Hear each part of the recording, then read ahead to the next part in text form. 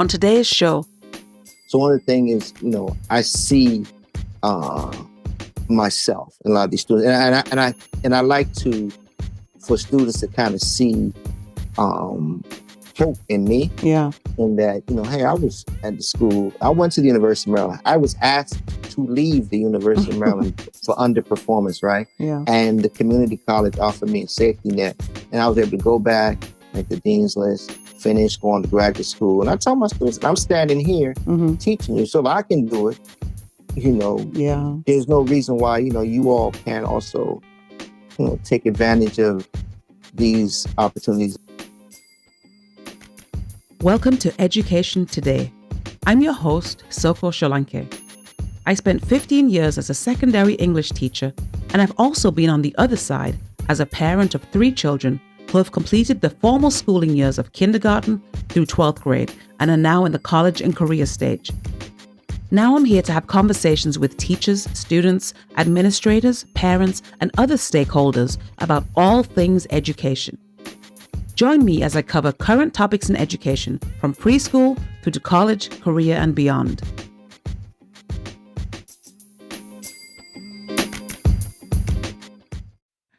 Well, welcome to today's show. On a previous show, I interviewed a former colleague of mine who is currently a Dean of Associative Science Programs in Hillsborough Community College, Florida, which is in the Tampa Bay area.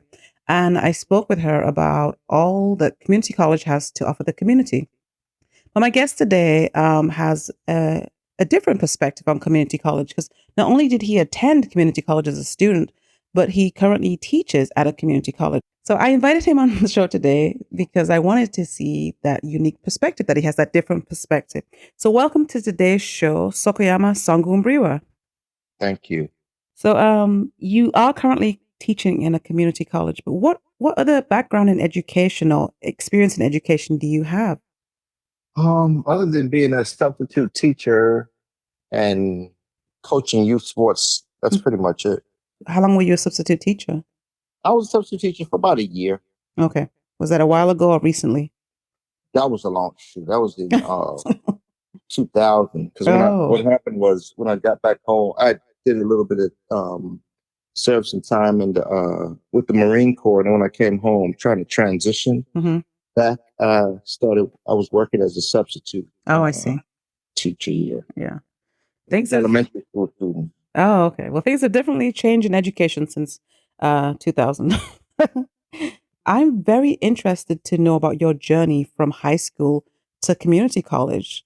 How did you transition? How did you end up transitioning from high school to community college, and why community college? When I graduated high school, I actually got accepted into, I'm in the Maryland area, so I got accepted into Morgan State University in Baltimore. Oh. But at that time, they didn't have a whole lot of dorms. So as a freshman, the only option for me was to commute.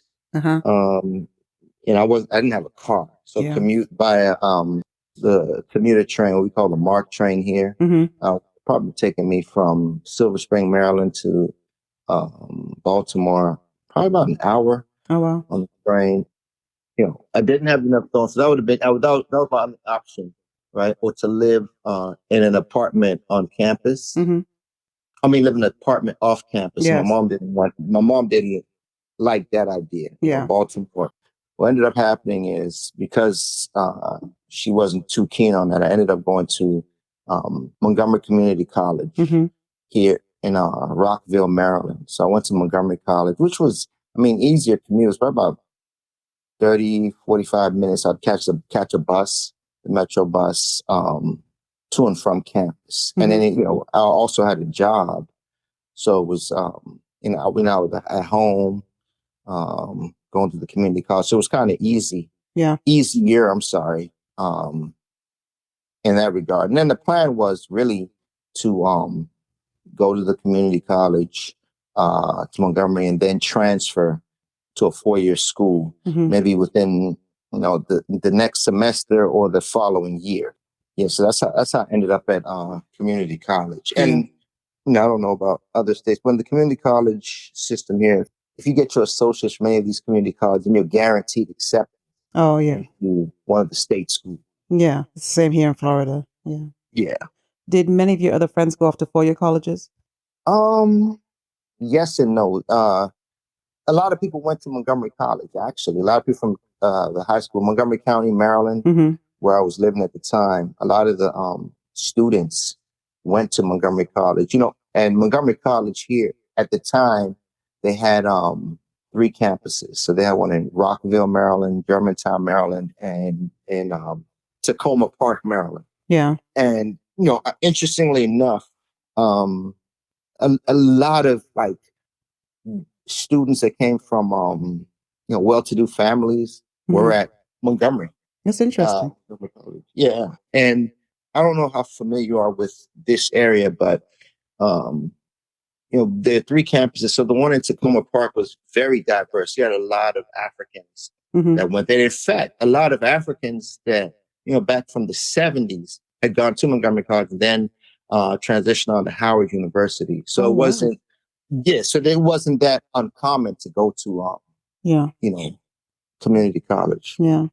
That makes me wonder that perhaps not all community colleges are created equally, because this one sounds very established and almost like prestigious, Yeah.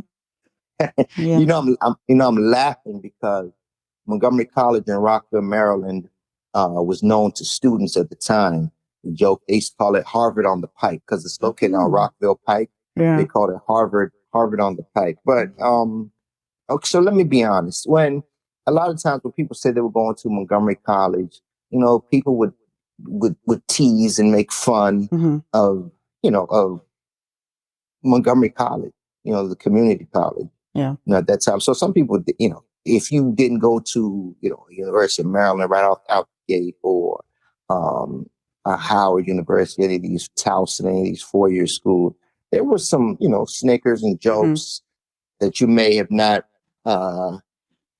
have been the most intelligent, if that's the correct word to use. And the interesting thing is, what I learned was that a lot of students, again, a lot of well-to-do students, didn't even take the SAT. I don't know if you had to take the SAT, but a lot of them didn't even take the SAT because it was open enrollment. You didn't need the SAT. You just go there. Yeah. And this is what's interesting is that some of these kids with their families were, millionaires and everything. They were right at Montgomery College. Yeah. In in Rockville. So, and I met a lot of different people. Yeah. People from all types of backgrounds. Okay. Yeah. So it had some prestige, but yet still that stigma was attached to it somehow. Of course, yeah. Yeah. So while you were there for 2 years, correct? I was there for 3 years. Okay. Yeah, I'm laughing because because I switched majors, so I was there for 3 years. Yeah. As you were laughing, I was just laughing myself because I was thinking about the University of South Florida in Tampa. The people say the USF stands for "You Stay Forever" because people say that for like 6 years. That's what I was thinking. Yeah. So while you were there, did you feel like supported by the the staff that's supposed to help guide you along your journey? And did you feel that the class sizes were too small? Because like from my experience, my two eldest sons were very large universities, and seeing like student services people, whether it's financial aid or whether it's an advisor, like just forget about it. You'll be on a wait list forever. But I know the community college is supposed to be smaller. Did you feel support? Did you feel like your class sizes were small enough that you could actually like speak and be spoken? I actually did feel supported. It was somewhat of an extension of high school, somewhat in that you had that support from the counselors, the advisors. I'm sorry, and the way it was. And the thing is, again, when you go to one of the community colleges, the goal is to go to one of the state universities. Yeah. And so if you followed, the advisors had it all mapped out. Like, these are the classes that are definitely going to transfer to the University of Maryland, whatever major you decide to pursue. This is the track that you have to take. So that made it easier in that regard. So when I said it was kind of an extension of high school, it made it easier because you kind of knew if you followed this plan, this map, then you'll get to your destination. Yeah. And what were your class sizes like? Class was probably about the largest class, I would say, first it was probably about 20, 25 students, maybe. Mm-hmm. And how did that compare to when you transitioned to a 4-year university? So after I left Montgomery, I went to University of Maryland College Park. Mm-hmm. At that time, Maryland had about, probably about 40,000 students. Oh, wow.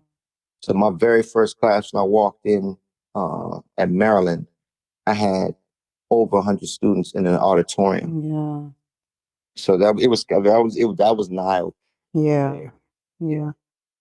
So in transitioning from the community college to the 4-year college, did you feel prepared for that? I did. I did.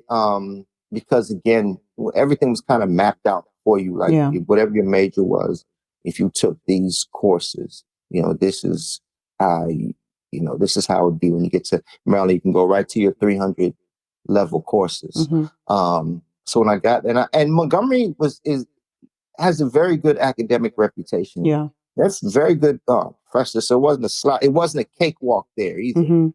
Even though, I think sometimes there's misperception that you at community college, everything is kind of like the education is somewhat watered down. That's far from the truth. Yeah. So I was very much prepared when I got to Maryland.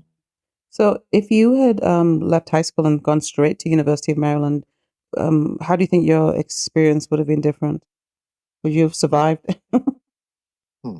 That's an interesting one.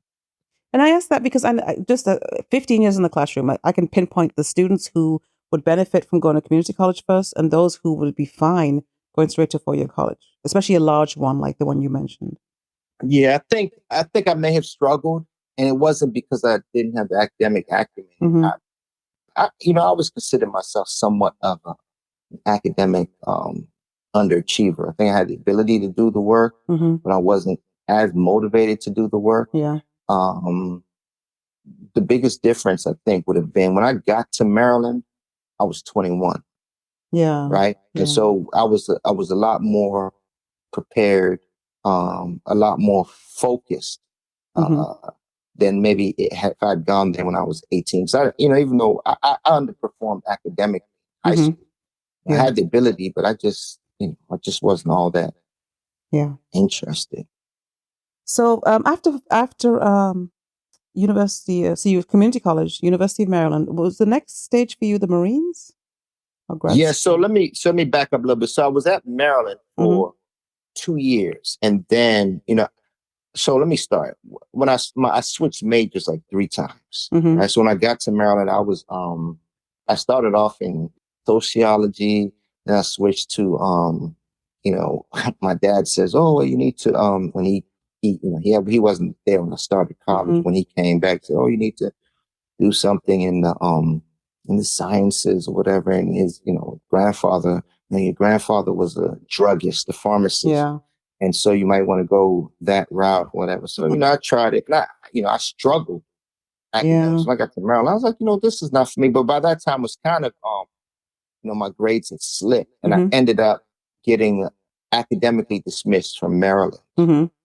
And ironically enough, I went back to Montgomery College. Oh. And then when I went to, Montgomery, they gave me some, Maryland gave me some stipulations. Yeah. Like, you had to do X, Y, and Z before you, return. So I went back to Montgomery.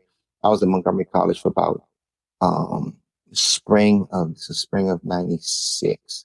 I was there for spring of 96. Then I took a summer class at Prince George's Community College. Oh. And before I got back to Maryland in the fall of 96. So by the time I got back, I was a lot more focused. So I ended up, the community college became a safety net for me. I started there, went to Maryland, had my struggles, went back, then came back to Maryland. So by the time I got back to Maryland, I had switched my major to criminology and criminal justice, which was what I really wanted to do initially. So that's what I ended up in. And I made dean's list for the last few semesters that I was there before I graduated. Yeah. So after that, I graduated December 9th. I went into the Marine Corps through the Officer Candidate School. Oh, I see. Yeah. Yeah. So with all the struggles that you had, going back and forth with majors, what advice would you give incoming freshmen to college about choosing a major? Well, number one, I think that you really have to do your homework um, and on not only majors, but on yourself, right? You have to know what your strengths and weaknesses, challenges are, Yeah. right? I would also strongly encourage for those who don't really know what they want to do to kind of go to the Department of Labor Statistics, Bureau of Labor Statistics, and try to get an understanding of what fields are going to be where the jobs are going to be in the next 10, 15 years. Yeah. Right. So you want to, because you don't want to go and major. For number one, money shouldn't be, if money's your motivation, you're not going to, right. You want to go somewhere where you're going to be able to challenge yourself, grow, and actually enjoy what you're doing. Yeah. Right. So I think those are things that I would encourage young people to do. Right. Don't, a lot of people say, oh, I want to do this or that. I want to be a doctor. Well, maybe my dad is a doctor, or I can make all this money as a doctor. But guess what? I don't really like science. So if you don't like the natural sciences, that's not a good route for you to take. You med or what have you. So you got to go, where your strengths are, and kind of forecast. You don't want to get a job. I mean, do a major, and then when you graduate, you can't find employment. Yeah. Right? You have to find that balance. Yes. So that's what I would give. Yeah. Advice I would give. Yeah. And the thing that really threw me for a loop when you were speaking was when you said that your dad said that you should go into a field because your grandfather went to it. I was like, whoa, time out. It doesn't necessarily compute. Well, you got to also understand, and this is one thing I've seen throughout my academic career and teaching. As a parent, you have to guide your child. You have to advise them, like, listen, you have to know what your child's strengths are. Yeah. Right. But I think what I've seen, like a lot of first generation kids that are born here, I think sometimes what you do is it speaks volumes of the family, So if my parents are sitting down and talking about, let's say I have a trade, I'm an electrician, right? And my brother is a medical doctor, right? Oh, sometimes parents would tend to talk a lot more about their son who's a medical doctor. Yeah. Right. So those are the type of things that, everybody can't be that. So you have to, find out where your child's strength. And I'll say this, just being transparent and just telling my true story. My dad wasn't here with us from the time I was in transitioning from middle school, from eighth grade. From eighth grade, I didn't see my dad until I was in my second semester of college. So I'm going on 19 years old, right? I did not realize that. Right. So I was 13 going on 14. So you don't really know what my strengths or challenges are. But at the same time, as a young person, you think that your parents are always right and you want to please them. Yeah. And that sometimes that may be to your detriment, but it helps to have that, relationship and to have those conversations, because you have to know your children. Yeah. Like this person is, this person's good in math. This person's good in this, and college is not the route for everybody. Correct, right. Yeah. And I don't want to jump ahead of the conversation here, but one of the advantages of the beauty of the community colleges, you can go there and learn a trade. Yeah, true. Yeah. I think that is a point that is often missed. I don't think people fully realize that there are trades there also. No, they don't. And certification programs. Exactly. Yeah. So, and you mentioned something about not everybody can be that, about maybe doctors and lawyers. Not only that, there are people who academically can achieve that, but they don't need to be doing that. We have so many doctors who have a terrible bedside manner, That's true. and they're in it, like you said, for the prestige of the family, to continue the family name, but they don't need to be doing that. Yeah, that's true. I just want to say something really. So I've met so many people along my journey. You know, this story always comes to mind. You know, one day when I was at the University of Maryland, I was in the library, just sitting at the table, just studying, and then there was an East Indian young lady that asked if she could come and sit with me. And now, mind you, this is the mid-90s. And so she came and sat, and we just got to talking, and she asked what I was majoring in. I told her, you know, I'm criminology, criminal justice, and she told me she was a pre-med major.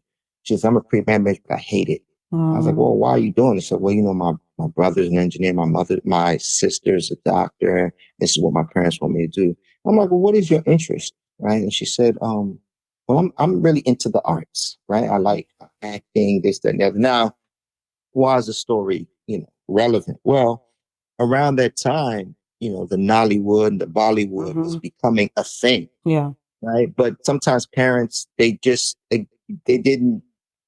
couldn't foresee that. They just knew that, oh, if, you know, my daughter was an actress or what have you, then somehow, you know, she hadn't achieved anything. Yeah. Right. So, and again, that goes back to just as parents, you have to know where what your children's strengths and challenges are. Yeah. So fast forward a couple of decades, I'm not sure. And you were now a professor. So at some point you must have gone to graduate school. Yes. So, all right. So after I got out of the Marine Corps and I started working as the juvenile probation officer, right? Which I still am, well, to this day. So I started working in juvenile probation, and, you know, while there I met, a lot of people that I knew that were working as probation officers. A lot of them had advanced degrees, right? And it's very common. A lot of them had like masters in social work. Oh, I see. Right? So social workers and everything. But that really wasn't my interest. So I went and I got a master's in forensic psychology. Oh, wow. And one of the psychologists that I was working with, I was just talking to her. I said, you know, I'm really interested in teaching. You know, really, you know, I really love to teach. And she was teaching at the community college at the time. She said, you know, hey, you can come and if you want, you can come and sit in on my class. And if you want, I can bring you in as a guest lecturer. And I was like, okay. Oh, right. So I went, this is 2005. Right? So I ended up, I went to her class and, you know, did lecture, and I really liked it. And she, you know, she ended up going to, she ended up leaving to do went to private practice and everything. And they hired me in that position. Oh, wow. Right. So and I was teaching forensic psychology. So I've been teaching that particular course, at the community college since 2005. Oh, wow. I've also I teach 2 classes exclusively. So since 2005, I'm the only person on campus that's been teaching these 2 classes, forensic psychology and another class called drugs and behavior. Those are 200 level classes. But simultaneously, I've also taught pretty much all the psychology classes in the department. You know, child psychology, abnormal psychology, human growth and development. Yeah. Social psychology. So I've pretty much taught everything in the psychology department at the school. And I've been there again since 2005. Is this Montgomery Community College? I actually teach at Prince George's George's Community College. I see. Okay. I actually know where that is. Yeah, they're all part of the community college system in Maryland. Yes, I'm at Prince George's. Yes. Yeah. So, based on your experience teaching community college since 2005, what kind of student is choosing community college? Like, what kind of character traits or work ethic or, you know, background are you seeing in the students who are choosing community college? So, this is one of the things that I like about community college is the diversity of the population. Right. I always tell people my oldest student was in their 80s. I've had quite a few senior citizens that I've taught that taken my classes. My youngest students were like 15 years old because 14, 15 years old, because at the college over the years, you know, we have like what we call the middle college, and it's even, you know, the college has extended out to the high school. So we have high school students that take classes because there are a lot of programs where students can graduate with a high school diploma and their associate. So I have young students in my class, but it's been very diverse. You know, one of the things about the community college, it gives, and I'm a product of this, it gives an individual an opportunity to kind of recreate themselves, reinvent themselves rather. You know? So let's say, you know, you decide to make a career change. You know, it's always advisable to, you know, go to community college to get those 100, 200 level classes out of the way in a smaller environment, you know, and again, because of a lot of my students work, they have families. Yeah. So there's so many different ways that we can get the information to students, to teach students, right? For the past, since 2000, I've been teaching online since 2011. Right? It's not my preferred mode of so teaching. Before COVID? Yeah. I was teaching online. I tell people I have to kind of spell out the difference between me teaching remotely and me teaching online. So I just create my course online class, but remote. I started teaching remotely during COVID. Yeah, and I didn't really like that. You know, but the online platform was, you know, good for students. Students, you know, because again, students are working, they have their lives, families. So you want to but they still want to get that education. So you want to make it more attainable for them. Yeah. If you could go and speak to some high schoolers, like high school juniors and seniors who are considering their options for college, like which high schoolers would you advise to consider community college? To be honest, I advise all of them. Because number one, I think that it's a more cost-effective route to take. Yeah. And for those students who are, you know, unsure of what they want to do, you know, it's an opportunity for you to kind of like explore, and without you know, if you're going to struggle and stumble in classes, you'd rather do it where you're not spending a whole lot of money. You're still going to spend money, but you don't, you know, unfortunately, a lot of students go to college, and even after their first semester, their first year, they're coming out with all these loans, you know, and all this debt. So I think I would advise for anybody. But I understand too that a lot of students want to get that on-campus experience and all that. And interestingly enough, I know that there is at least one community college in Maryland that has on-campus living, I believe, out in Allegheny community. I think, I'm not 100% sure, but yeah, I would advise all students to consider that as an option, especially if you're undecided. Yeah, that's a big one. Not sure about your major. Although community college wouldn't work for those who are graduating with their associates as well as a high school diploma. Right. So those students have already gone that route. So they should be prepared for you know, for the 4-year school. Yeah. I've had quite a few students like that. They're pretty high flyers. Yeah. So you said that when you were in high school, you were an academic underachiever, and it sounds like when you went to college, you fumbled about a little bit. For the first few years. So that experience, how does that affect how you teach your students, knowing that you may have students in your class who may be like fumbling a little and not sure what they're doing? How does that affect? How does that affect your process as an educator?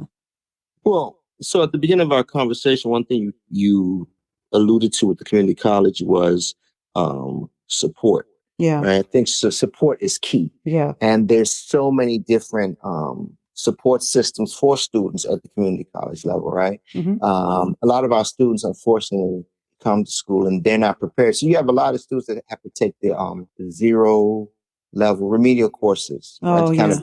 To kind of get up to speed. But I think it's important that you have that support system, that you use your advisor, right? And not to say advisors aren't always 100% correct, right? But you have to develop that rapport and be able to speak for yourself. You know, hey, I don't think that I want to take this particular class. Something may sound interesting, but you know, it may not be the class for you. Yeah. Right. So you have to really develop that rapport with the advisors are there. And I think, at the college I'm at Prince George's, there's been retention was an issue, a few years ago.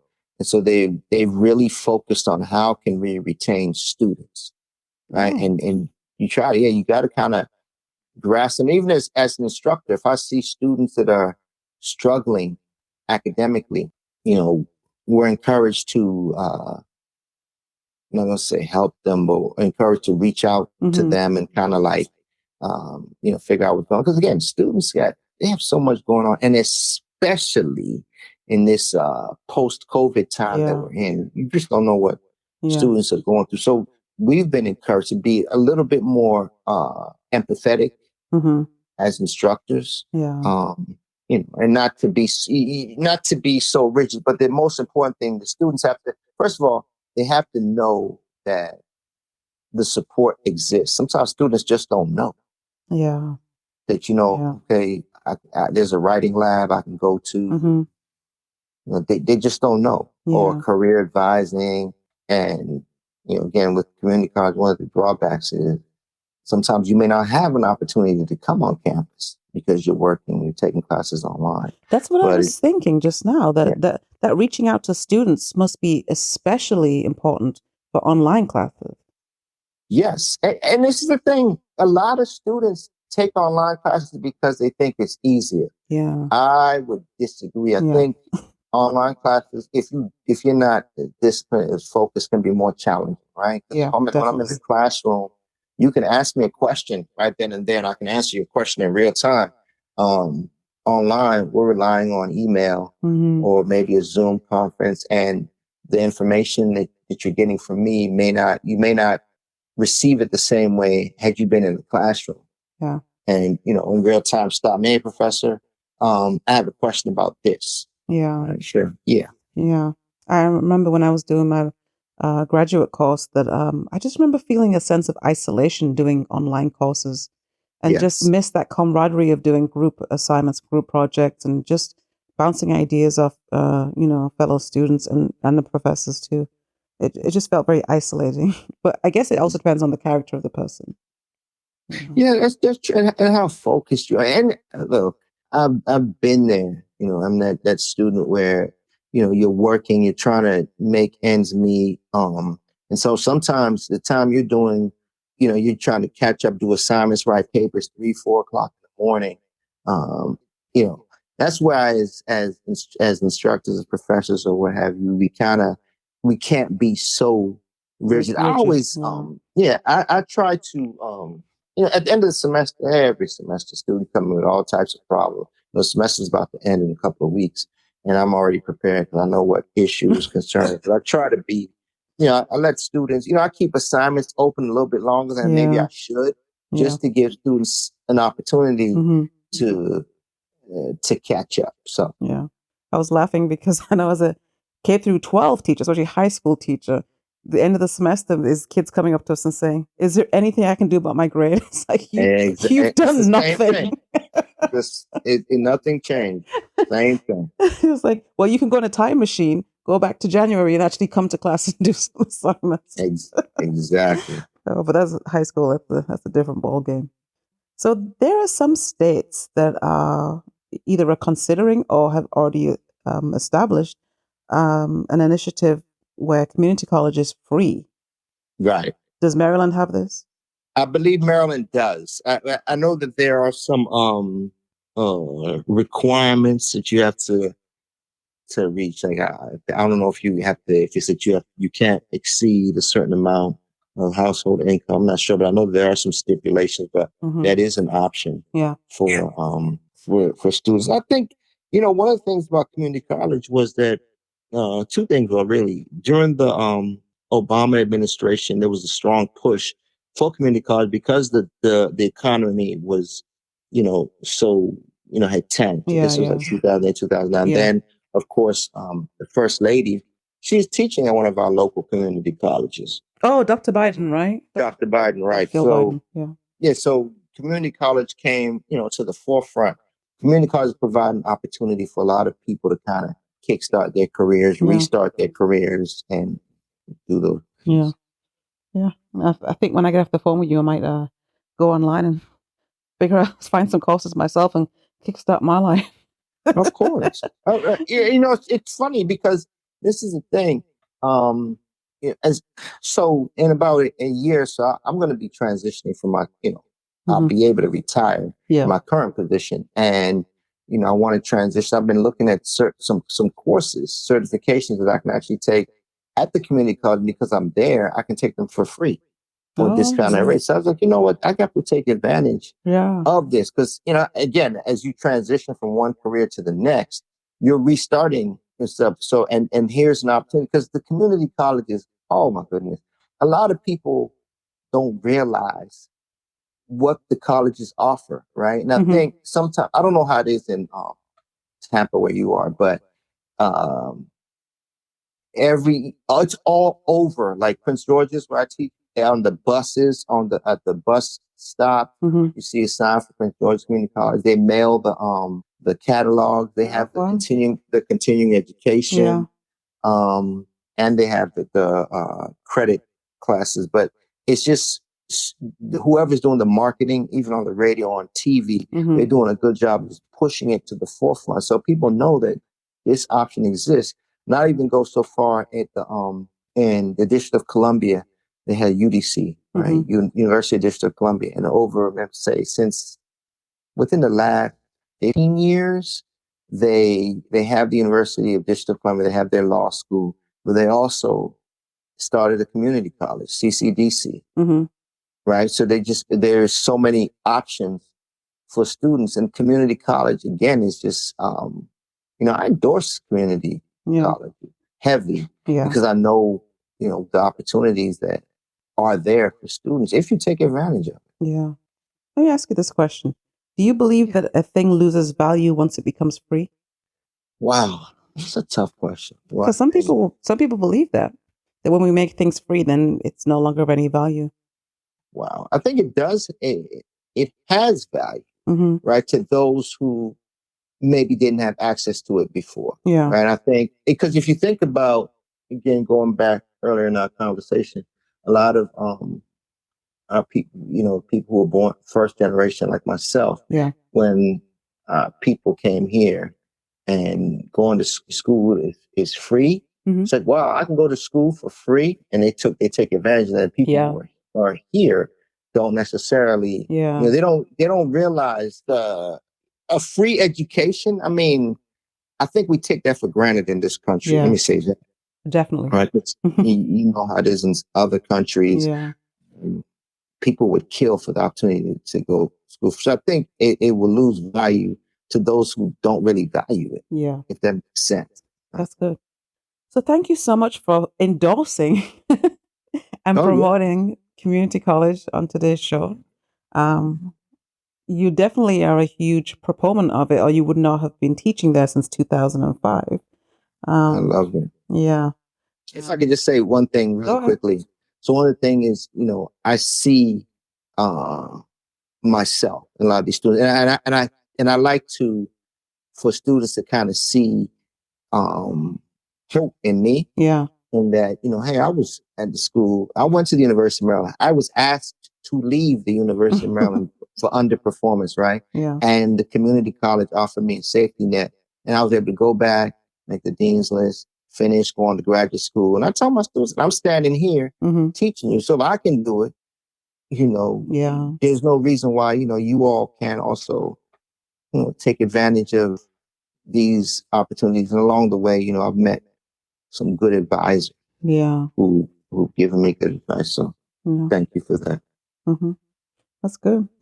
So thank you so much to my guest today, Sokoyama Songu-Mbriwa. Thank you for taking the time to endorse community college and tell us all about the great things that exist within a community college. Thank you so much. I appreciate it. Thank you. All right.